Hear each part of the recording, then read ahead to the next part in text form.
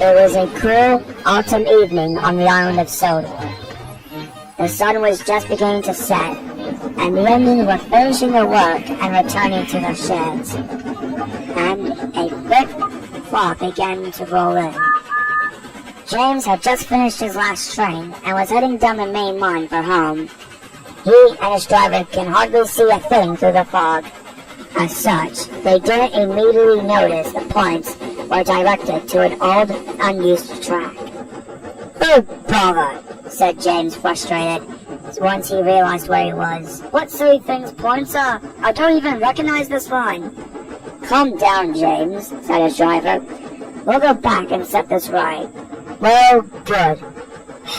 Honestly, why doesn't the Fat Controller get rid of these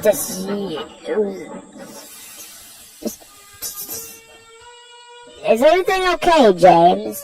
asked the fireman, but as James came to a stop, his crew saw what made him pause. On the side of the line sat an old scrap engine, rusted and forgotten. Now, the scrap remains of engines of long ago was a common sight on a railway, but this one was different, and it nearly made James sick. It was cut mid-saddle, clean straight through the middle without fault, and all of its parts still there within the dead engine. The other half was nowhere to be seen. "What kind of sick weirdo would scrap an engine like that?" asked the fireman. "No idea," replied the fireman. I don't want to find out!" shouted James as he jolted backwards. "Get me out of here!"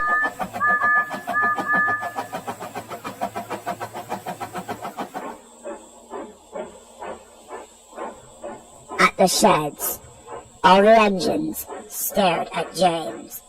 He was unusually quiet and looked very pale. Soon, Gordon broke the silence. "If I didn't know any better, which, is quite rare, I'd say poor little James had seen a ghost." He began to laugh, as did the others, save for Edward. "I did see something," said James mournfully. "What is it?" "Has Gator come back to scare you again?" laughed Henry. "I saw a scrap engine." The engines stopped laughing then. "That's it? I understand it is rather distressing to see those poor souls, but you've seen them plenty of times, James, and I have never looked this shocked about it." This one was different, and he told the others what he saw. Everyone went silent now.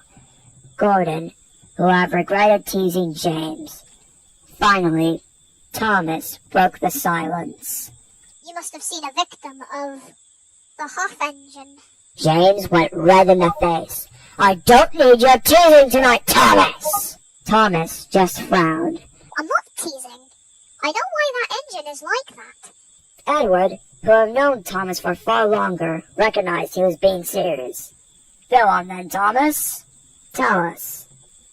"Well, a long time ago, before the Northwestern Railway was an established company, there was an engine that was brought in to help construct the line. She was, well, different, to say the least. Something had gone horribly wrong with her construction.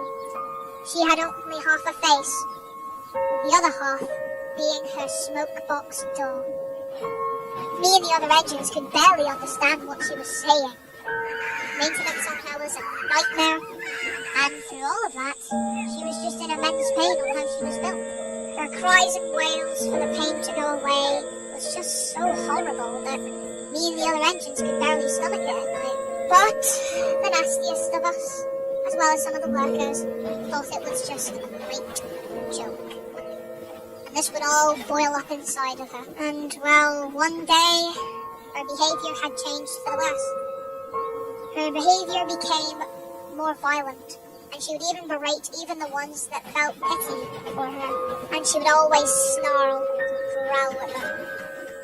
What was even worse was at night, she would come out of the sheds go down this heavily forested line, when she would come back the next day and talk nothing of it, but how we would all perish in her barely unidentifiable garbled speech.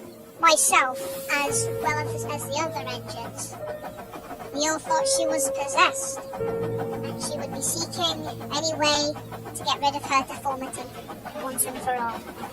Eventually, the fact director had had enough of her, and he ordered an engine to take her away to the Kildane Ironworks for scrap.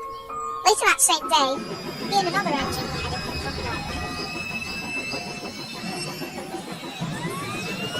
As we were heading down the line, we saw smoke coming from the end of the Peel Goods and Branch line. We went down the line, and it was a sight I'll never forget. The ironworks had burned down that day. What was even worse is that the engine's body was never found. Only the engine that took her to Scrapyard's body was found, and it was cut in half, right down the middle. Well, it appears that her spirit is still around, from what I can see. Everyone at the sheds were deeply disturbed by Thomas's story. Everyone, that is, except Gordon. Pah! You all truly believe in cheeky little Thomas's story? James, what you saw was likely not as strange as you think. The fog could have made you think it was cut so strangely. Gordon, I'm being serious. The half-engine is all too real. Thomas protested. Gordon just chuckled. Of course she is. Just like every other tall tale you've told. And with that, Gordon went to his shed to sleep. And one by one, all the engines followed suit. But they found it very hard to sleep that night, in fear that the half-engine is still around. The next night, Gordon was making his way home with some empty coaches after his last train of the day. Again, the fog rolled in, and it was thicker than the night before. But Gordon continued on. Although he didn't believe that in the half-engine, Thomas's story ran through his mind. Thomas has always been a cheeky little trickster. Just then, they saw a red signal. Gordon slowly came to a stop. He was very confused. That's strange. No other train should be passing at this time, said his driver. He, the guard, and the fireman decided to walk to the next signal to see if anything was wrong. As the time passed, Gordon felt more and more uneasy. The fog, the tall leafless trees, and Thomas's story all clashed together in his mind. Suddenly, he heard a noise, an odd, shrieking noise. Who's there? Demanded Gordon, but there was no reply. The shrieking continued to get louder and louder, yet no one was there. Then, right out of the corner of Gordon's eye, came the source of the shrieking. It was a deranged tank engine that thundered round the bend and straight towards Gordon, wailing and screaming, as she experienced the most awful pain imaginable. Then, as the engine pierced through the fog, Gordon could see that the engine's face only covered half of her smoke box. He cried, for his wails of fear were drowned out by a screeching engine as she flew towards Gordon with a maddeningly angry look. And just as quick as she arrived, she disappeared right before touching Gordon's bumpers.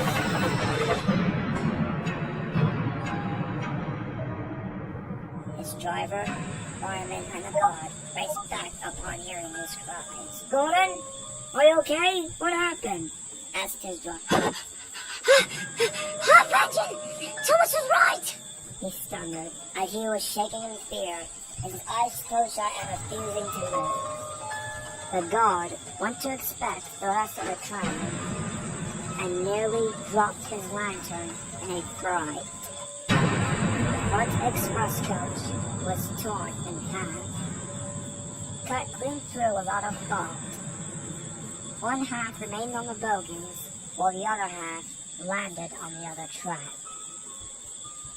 Gordon finally opened his eyes, and when he looked back, he was beyond surprise.